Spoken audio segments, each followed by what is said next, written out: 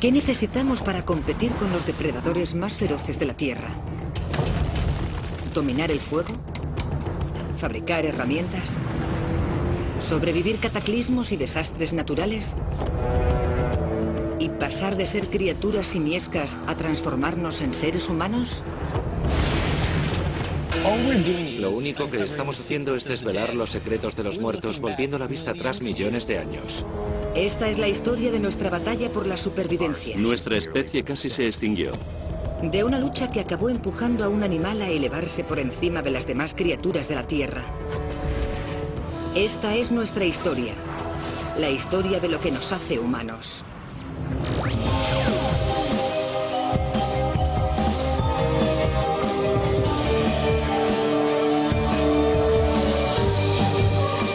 Ciencia al desnudo. Origen del hombre. ¿De dónde vinimos? La búsqueda de lo que nos hace humanos comienza en Sudáfrica. Aquí esperamos descubrir los secretos de nuestro pasado. ¿Cómo desarrollamos el lenguaje y la inteligencia? ¿Qué nos transformó de simples bestias en seres humanos?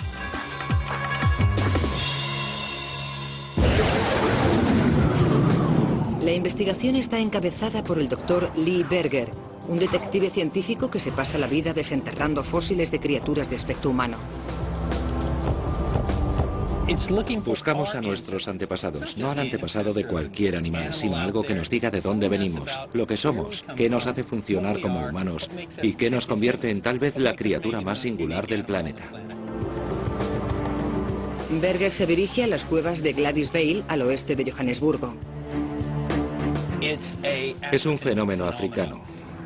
Los fósiles están en África, que es donde tuvo lugar toda la historia.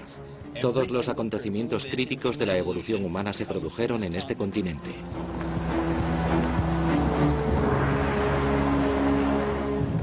A partir de fósiles hallados en cuevas de esta zona, paleoantropólogos como Berger han desentrañado los detalles de nuestro pasado.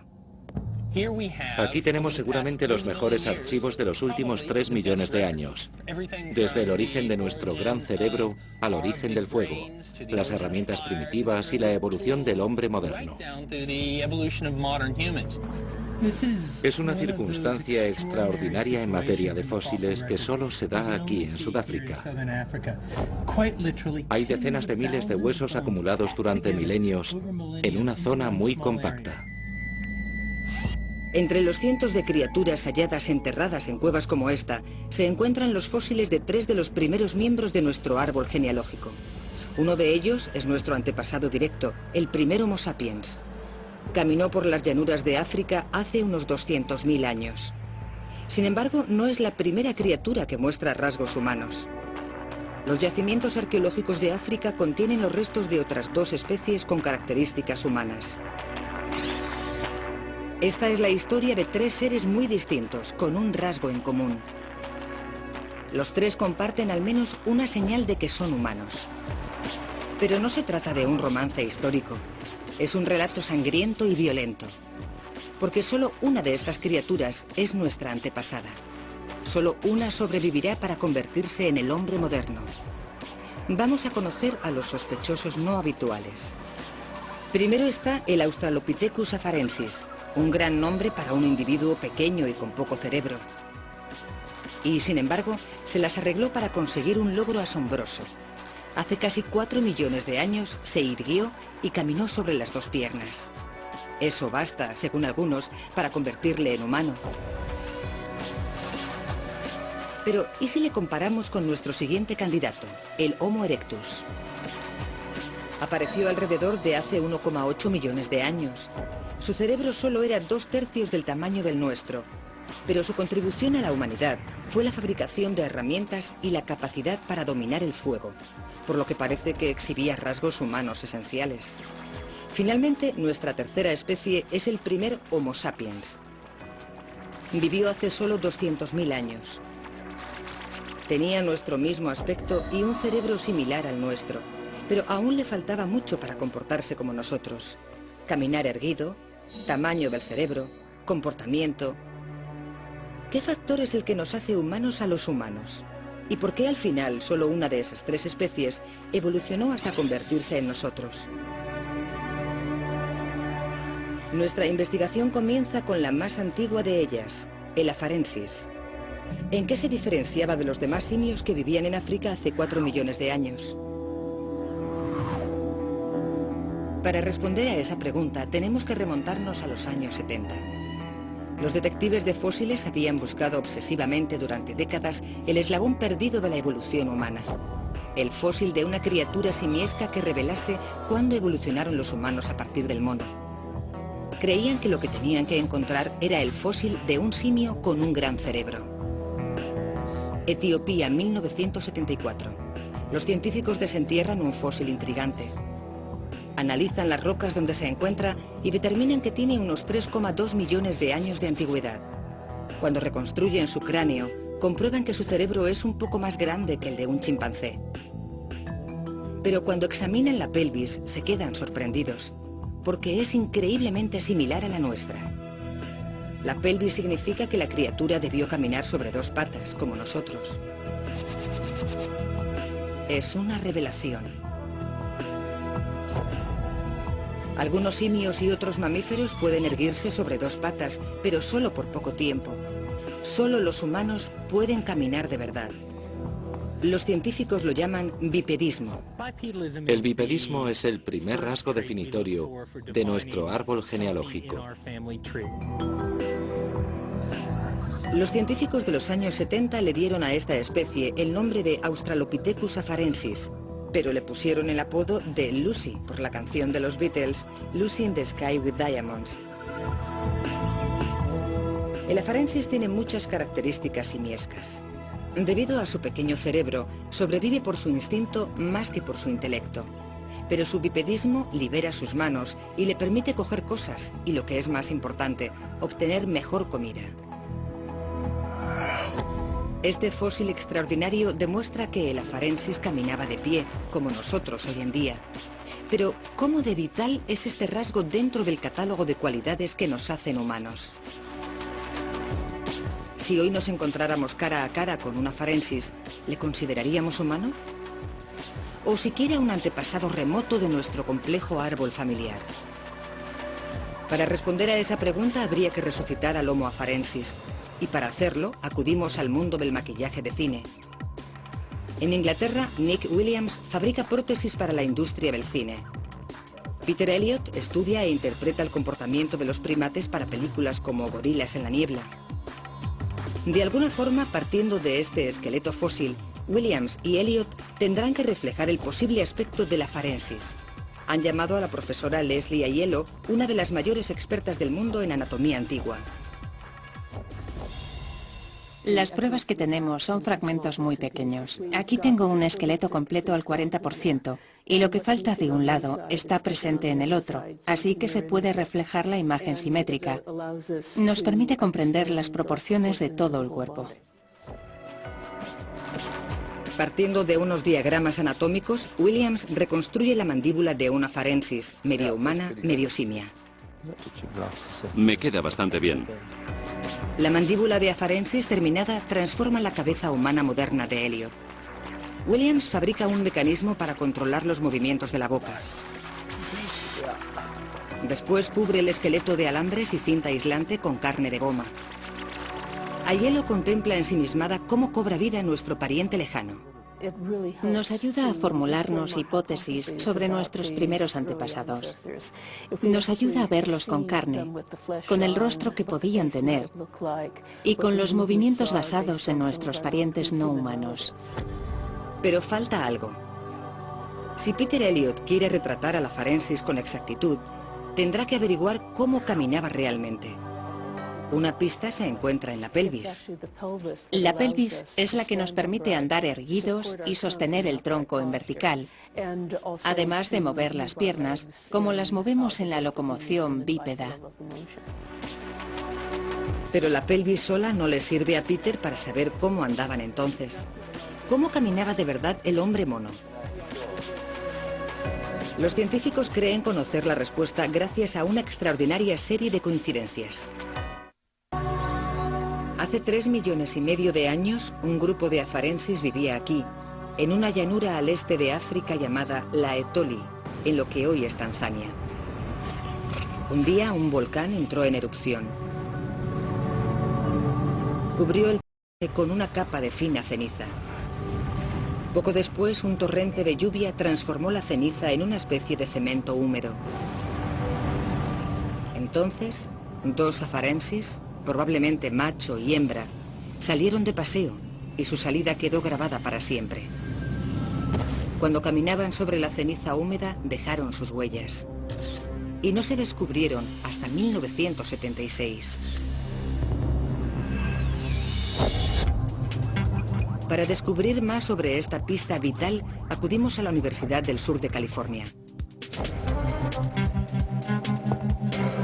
Great Stanford es un experto en comportamiento de grandes simios y orígenes humanos. Y sabe apreciar el momento crucial que significó el hallazgo de las huellas. Las huellas de la Etoli son sin duda las huellas más importantes de la historia de la humanidad, junto con las de Neil Armstrong en la Luna. Las pisadas ayudaron a los detectives de fósiles a reconstruir el perfil de la afarensis.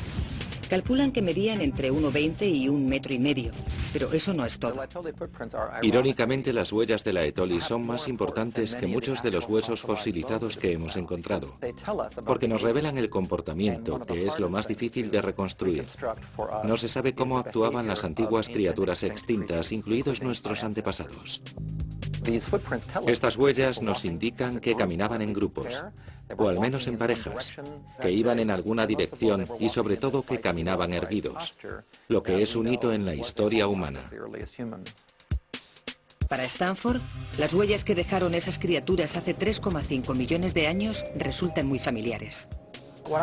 Cuando me fijo en ellas, siempre me recuerdan a las huellas que dejan en la playa mis hijos, o un niño de unos 8 o 9 años. Nunca se te pasaría por la imaginación que no pertenecen a un ser humano. La forma y la separación de las huellas de la Etoli ofrecen datos cruciales sobre cómo se movían los afarensis. Y lo que es más importante para nuestro equipo, le ofrecen pistas a Elliot sobre cómo tiene que moverse. Parece que distribuían su peso alrededor y se apoyaban en el dedo gordo como nosotros. Porque tenían el dedo gordo más grande. Sí, y así es como lo hacían. Y cambiaban el peso de un lado a otro. Como el equipo sabe que el afarensis conservaba muchos rasgos simiescos, basa el color de la piel y de los ojos en los de un simio. Se tarda 3 horas en transformar a Elliot en un espécimen científicamente exacto.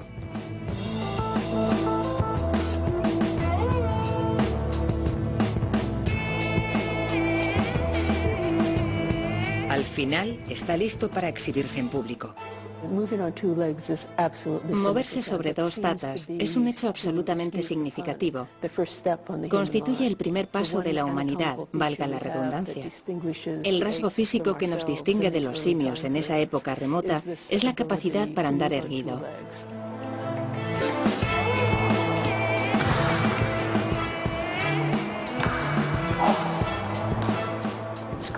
Es muy divertido ver a alguien recrear una afarensis y la recreación está basada en la ciencia.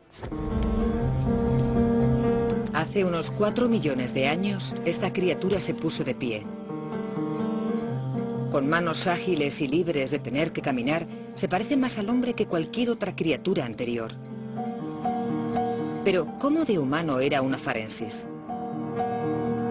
Queremos saber si el hombre de la calle reconocería algún rastro de sí mismo en esta criatura tanto tiempo extinguida.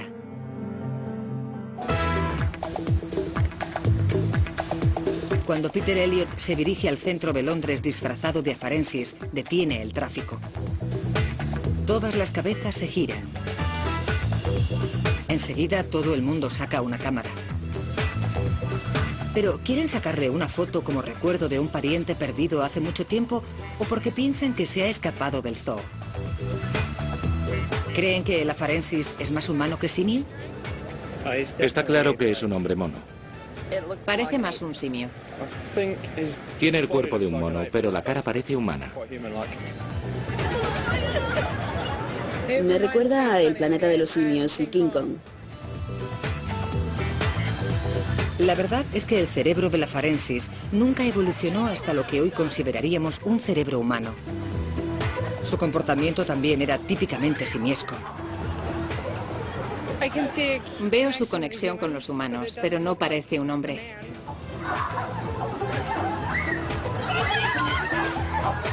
Puede que no se nos pareciese ni se comportase como nosotros, pero el afarensis tenía algunas similaridades. Su oído era tan bueno como el nuestro. Y la vista era más importante para él que el olfato, como para nosotros. Y por supuesto, caminaba sobre las dos piernas. Lo que importa es que no se parecía a ninguna otra criatura de la Tierra. Muchos científicos están de acuerdo en que estaba desarrollando elementos muy humanos. Pero hoy se le percibe como un mono, no como un hombre. ¿Y por qué no? No tiene nuestra habilidad para el lenguaje y la fabricación de herramientas, ni nuestra creatividad. Es muy peludo, jorobado y no muy listo según la media humana. Y como el afarensis no resulta calificable como humano, vamos a recorrer los milenios en busca de un bípedo con mayor cerebro, un físico más humano y mejores modales. Un protohumano que reúne todos esos requisitos es el Homo erectus. En 1984 se efectuó un descubrimiento asombroso. Unos arqueólogos que trabajaban en Tanzania, al este de África, hallaron un esqueleto extraordinariamente bien conservado a orillas del lago Turkana. Lo clasificaron como un Homo erectus. Y la característica más notable del erectus es su enorme cráneo. El volumen de su cavidad craneal es de más de 1 litro, más del doble que el del afarensis. Solo tenía 2/3 del volumen del cerebro de un hombre adulto moderno. Pero eso bastó al Homo erectus para hacer algo más que caminar a 2 patas.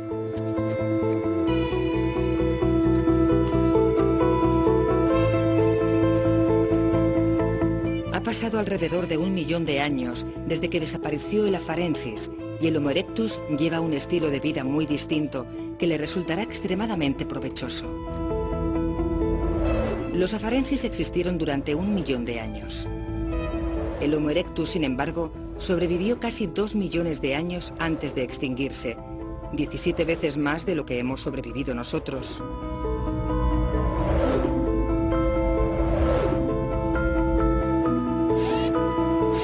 Y algo asombroso que revelan sus fósiles es que aunque el Homo erectus no evolucionó hacia nosotros, cuando se extinguió, su cerebro casi había alcanzado el tamaño del nuestro. ¿Y cómo desarrolló el Homo erectus un cerebro tan grande? Una vez más, las pistas están en manos de los detectives de fósiles.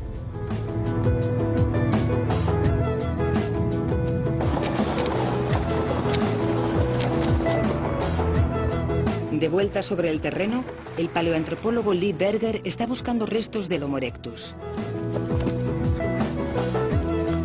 Esta vez no busca huesos fosilizados, sino fragmentos diminutos de piedras que indiquen que el Homo erectus estuvo allí.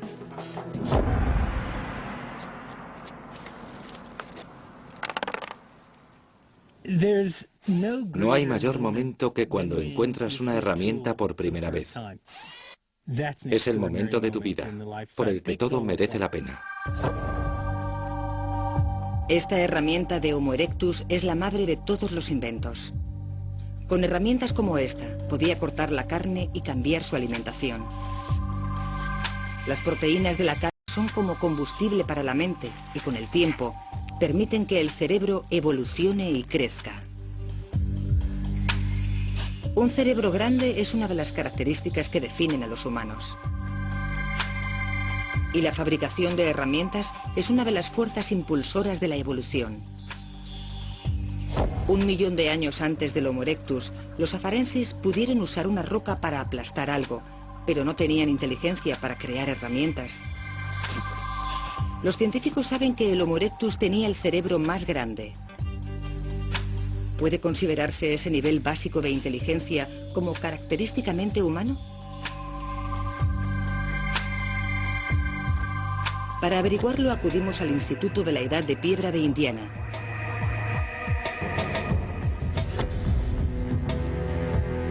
Aquí trabaja el arqueólogo experimental Nick Todd, que cree que la mejor forma de entender la inteligencia del Homo erectus es a través de sus herramientas. Pero a Todd no solo le interesan las herramientas, sino cómo las hicieron. Cuanto más comprendamos cómo se hicieron las herramientas y sobre todo cómo se emplearon, mejor entenderemos cómo evolucionaron nuestros antepasados. Para ello, Todd estudia cómo recrear herramientas primitivas. De este modo puede introducirse en la mente del Homo erectus. Primero tiene que comprobar que el Homo erectus empleaba la maña antes que la fuerza.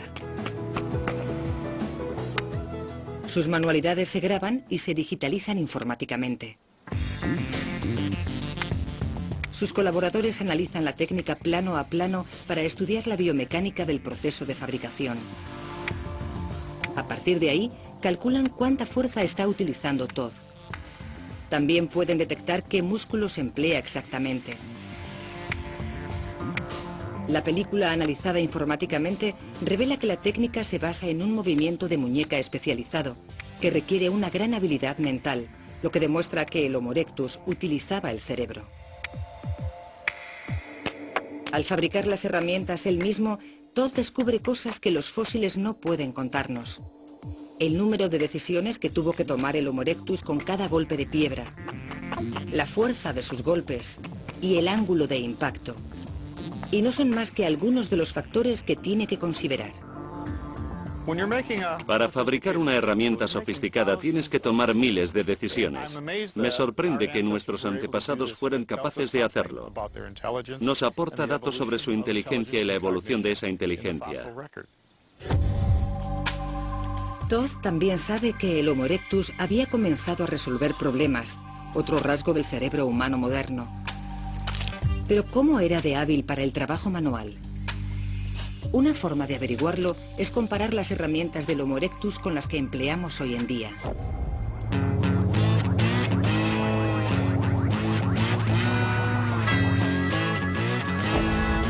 Para hacerlo, acudimos a Spencer, en Indiana, donde nos reunimos con los expertos ideales. Steven y Louis Fender son dos hermanos carniceros. Su herramienta de trabajo habitual es un afilado cuchillo de metal. Con sus modernos cuchillos, los carniceros pueden cortar en filetes un buey de 400 kilos en menos de 60 minutos. Pero hoy han retrocedido 1 millón de años en el tiempo para probar algunas herramientas del Homo erectus. ¿Qué tal les irá?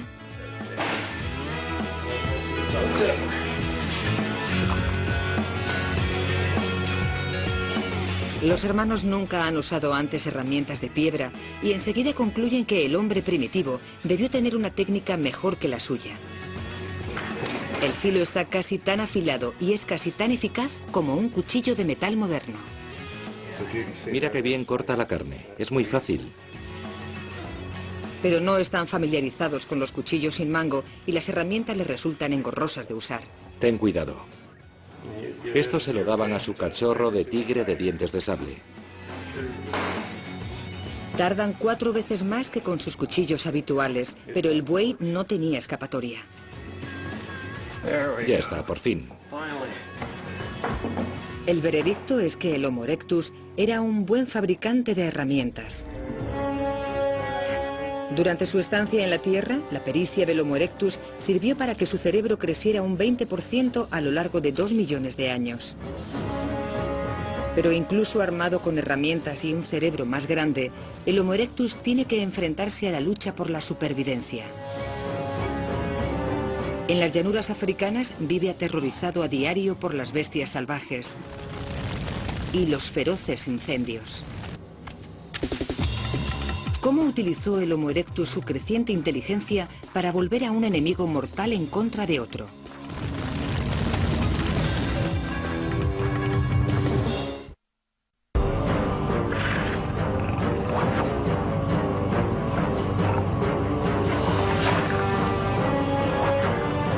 hace casi 2 millones de años, el Homo erectus poseía un trazo humano esencial. Un cerebro más grande que el de sus ancestros y mayor inteligencia. ¿Pero bastaba eso para distinguirle del resto del reino animal? Algunos científicos creen que sí. La prueba está en la forma en que nuestro antepasado empleó la inteligencia para luchar por la supervivencia. Pero, ¿y si la batalla era tan desigual que la victoria era imposible? ¿Y si su oponente tenía dientes más largos, podía matarle de un solo mordisco y correr más rápido que él? A esto es a lo que se enfrentaba el Homo erectus, al leopardo. Un hombre que conoce bien la potencia letal de los leopardos es Brian Jones, que los rescata y los reintroduce en su entorno salvaje. Para mí, los leopardos son los animales más peligrosos de África. Tienen mal temperamento y casi pueden volar hacia ti. Siempre han sido una amenaza para los humanos. Nadie quiere cruzarse en el camino de un depredador como este. Y el Homo erectus tampoco quería. Significaba una muerte dolorosa y terrible. Cuando te alcanza un leopardo te despedaza, te corta la cabellera, te sujeta con una zarpa mientras te levanta el cuero cabelludo y con las patas de atrás te destripa. A no ser que nuestros antepasados hubiesen desarrollado una forma eficaz de defensa, serían una presa perfecta para el leopardo. Y de hecho, lo eran. El doctor Francis Zachary, del Museo Transvaal de Pretoria en Sudáfrica, tiene la prueba, hallada en estas cuevas. Tenemos cráneos de hombres mono como este que muestra 2 agujeros. Y la distancia entre ellos encaja con la separación entre la punta de los dientes caninos de un leopardo. Podemos determinar, como si fuésemos la policía científica, que este espécimen fue víctima de un leopardo. Este protohumano tuvo una muerte horrible a manos de un leopardo. El Homo erectus vivía bajo un temor constante a esos ataques. No podía correr más rápido que los depredadores ni defenderse de ellos. Pero tenían una ventaja sobre el leopardo: un cerebro más grande. Y tuvo la oportunidad de lograr algo asombroso: utilizar el cerebro para controlar el fuego y emplear las llamas para defenderse de los colmillos. ¿Pero existen pruebas de que el Homo erectus supiera dominar el fuego? El doctor Zachary cree que sí. Tiene pruebas de que el Homo erectus utilizaba el fuego en su cueva, probablemente para calentarse y cocinar. Aquí se han hallado huesos de animal quemados de hace 1 millón de años. Y parte de los huesos están manchados con motas blancas, lo que indica que ardieron a altas temperaturas. Zachary cree que son una prueba de humanidad y de que el Homo erectus estaba empezando a dominar su entorno. Para probarlo, tiene que descartar la posibilidad de que los huesos se quemasen en un incendio natural. Los rayos caen sobre Sudáfrica.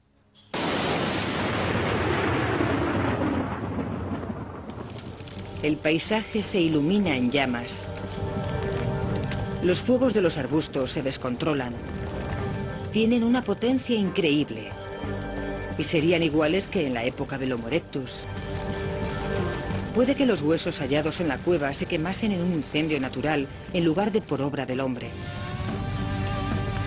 Para investigarlo, solicitamos la ayuda de Chris Austin del programa Walking on Fire de Sudáfrica.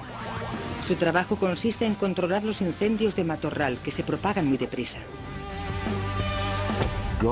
Cuando hay un incendio de matorral con viento fuerte, no puedes escapar de él ni aunque vayas en un camión.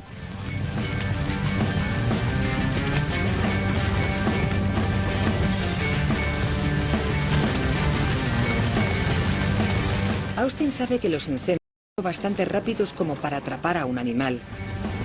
¿Pero son lo bastante calientes como para provocar manchas blancas en los huesos? Para averiguarlo, Chris coloca el cadáver de un antílope en la trayectoria de las llamas. Adelante, Eco 2.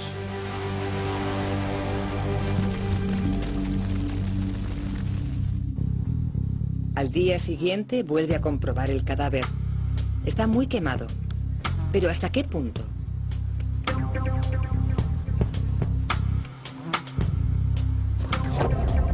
Los huesos están ennegrecidos, pero no se parecen nada a los de la cueva.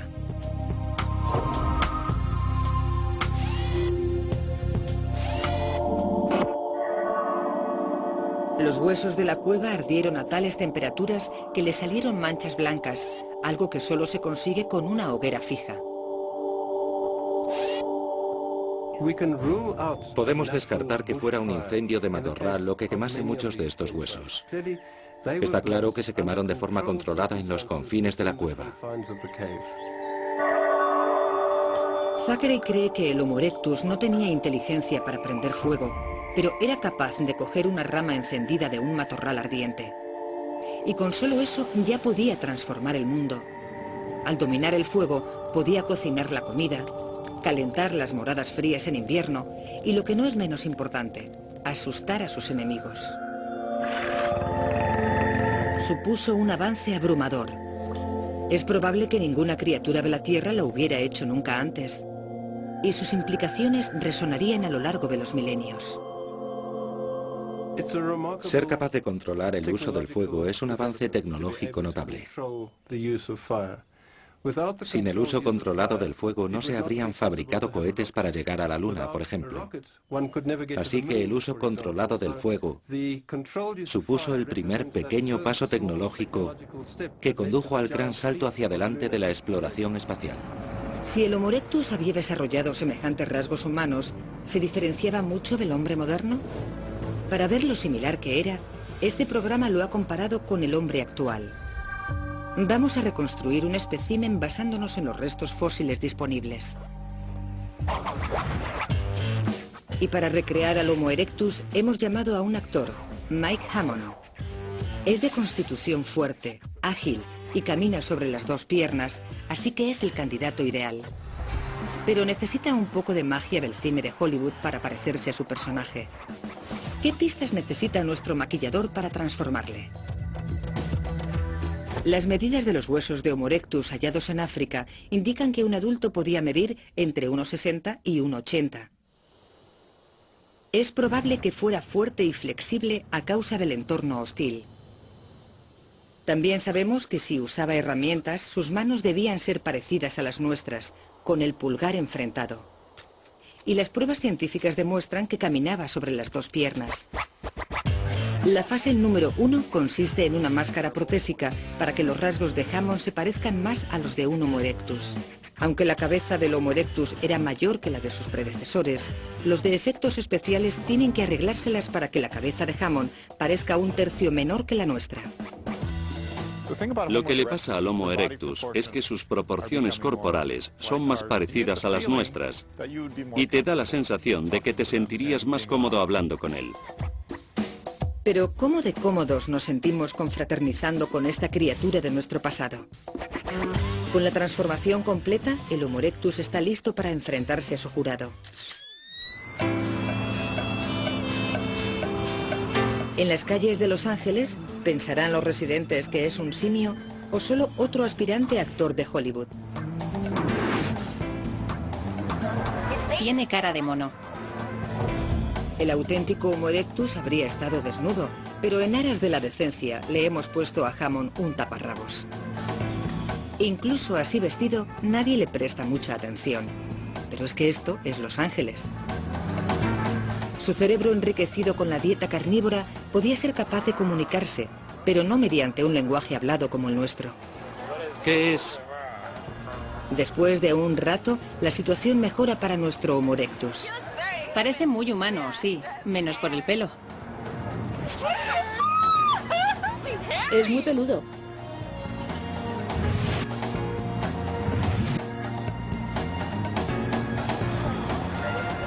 Creo que uno de mis exnovios se parecía a él.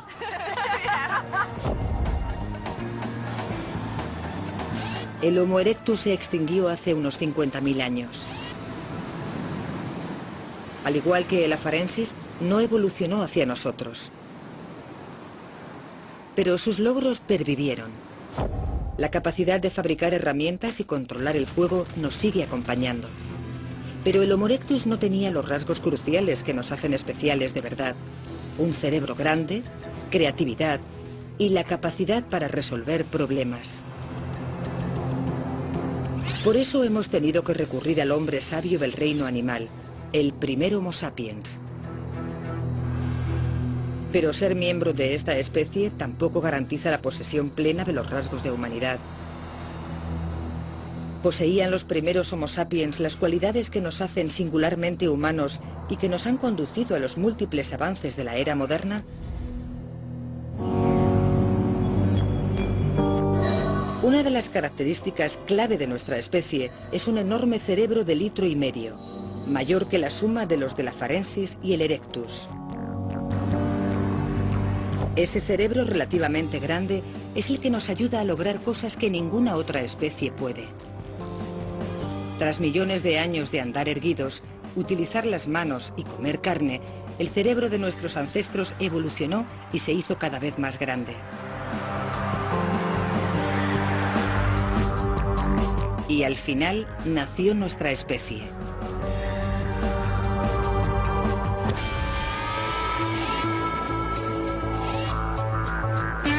Los primeros Homo sapiens del planeta aparecieron en África hace unos 200.000 años. ¿Pero se puede afirmar que poseían los rasgos esenciales que nos hacen humanos? El doctor Lee Berger no está convencido. El Homo sapiens arcaico es difícil de clasificar. Vivió 200.000 años antes de la actual cúspide de la civilización y todavía no era igual que nosotros. Para científicos como Berger, pertenecer a la especie Homo sapiens no basta para ser calificado humano. ¿Y cuál es la gran diferencia entre nosotros y esos antepasados? En Washington, D.C., el doctor Spencer Wells, genetista, cree que hay una cosa por encima de todas que nos convierte en humanos.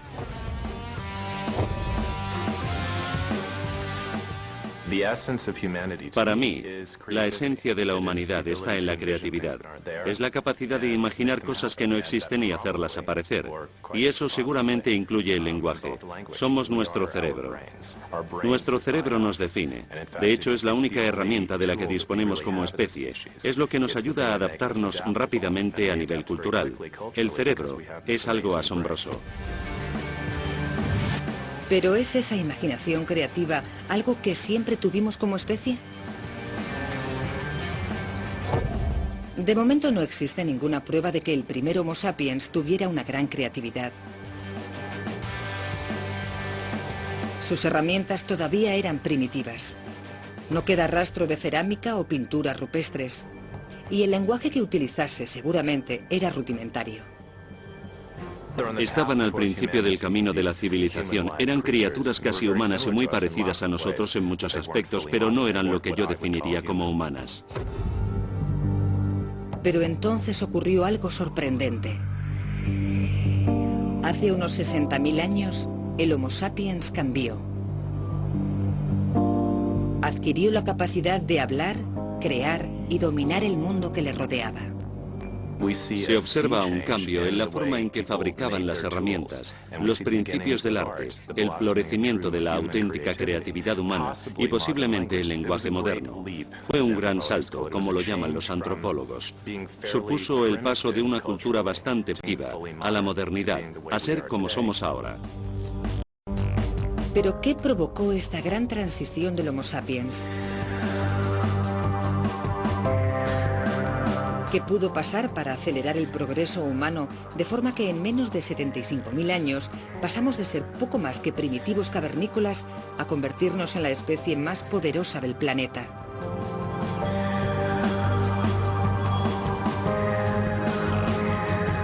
Una posibilidad es que ocurriese algo catastrófico que obligase a los más capaces, imaginativos e inteligentes de nuestra especie a adaptarse y sobrevivir. ¿Pero qué?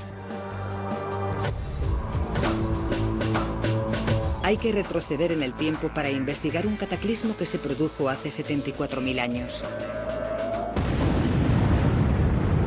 ¿Es el hombre moderno el resultado de una erupción volcánica que casi lo extermina?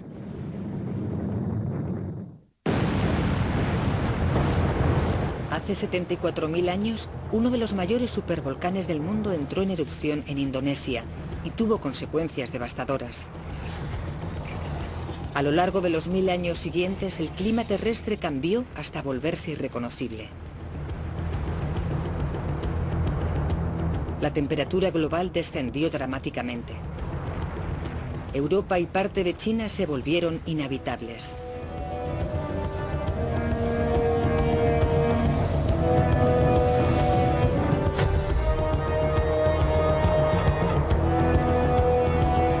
Poco después el mundo sufrió una glaciación.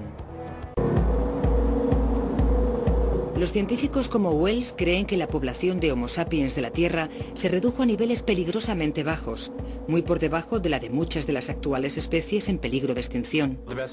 Puede estimarse que la población humana se redujo a unos pocos miles de personas, tal vez a solo 1000 o 2000 individuos. Para los científicos supuso un cuello de botella poblacional que estrechó la variedad de la raza humana.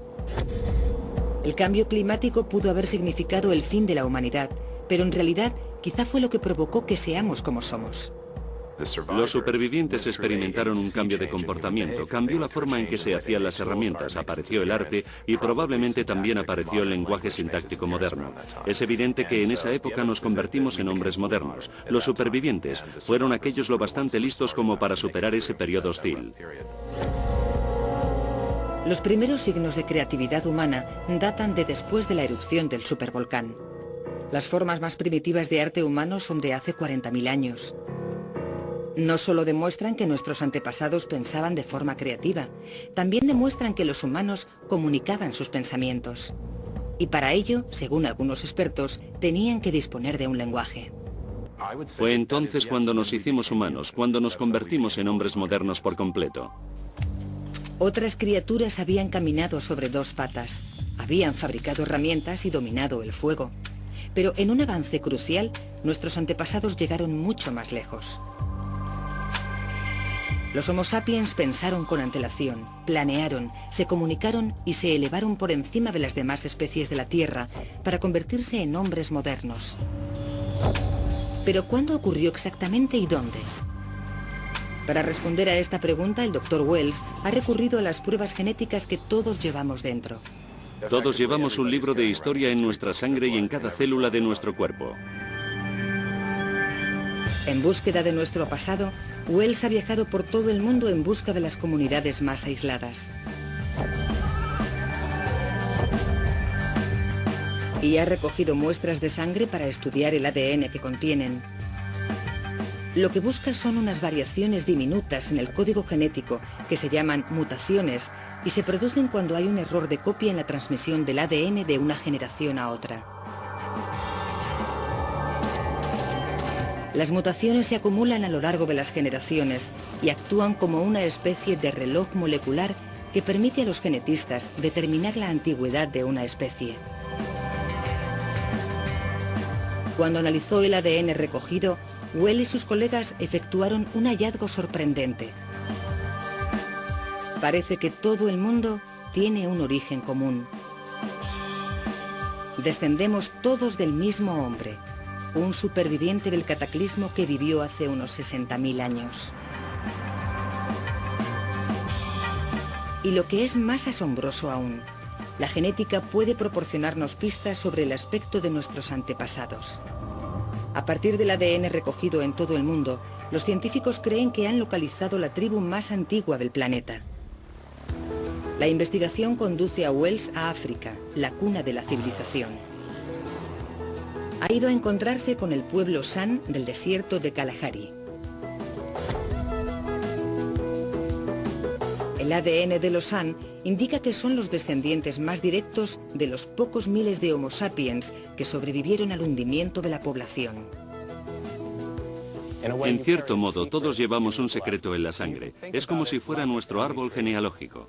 Así que es un privilegio para mí haber venido aquí a conocer a estos parientes lejanos. El título de tribu más antigua del mundo de los San parece confirmarse en los rostros de sus miembros. Escondidos entre sus rasgos se encuentran trazos de todos los pueblos del mundo. Los pómulos protuberantes de los mongoles, los ojos rasgados de los asiáticos, la piel morena que puede ser más clara o más oscura, y lo que resulta más significativo, sus caras son vestigios de los que sobrevivieron al cuello de botella poblacional.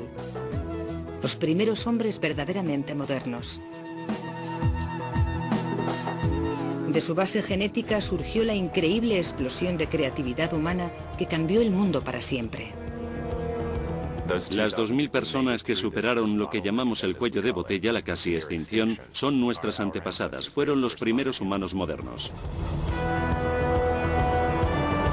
Y su progenie se propagó para poblar el mundo. Los actuales 6.000 millones de habitantes de la Tierra son descendientes de esos primeros humanos modernos. El desarrollo de las cualidades humanas ha tardado más de 4 millones de años en evolucionar. En ese periodo, nuestros antepasados aprendieron a caminar sobre las dos piernas, a fabricar herramientas, a competir con los depredadores, a dominar su entorno y al final sobrevivieron a una gran catástrofe natural. A pesar de que casi significa nuestra extinción, puede que la erupción de un supervolcán nos ayudase a convertirnos en lo que somos. Impulsó la aceleración de la creatividad en lo que fue el sprint más reciente de la larga carrera de relevos de la evolución humana y nos distinguió del resto del reino animal.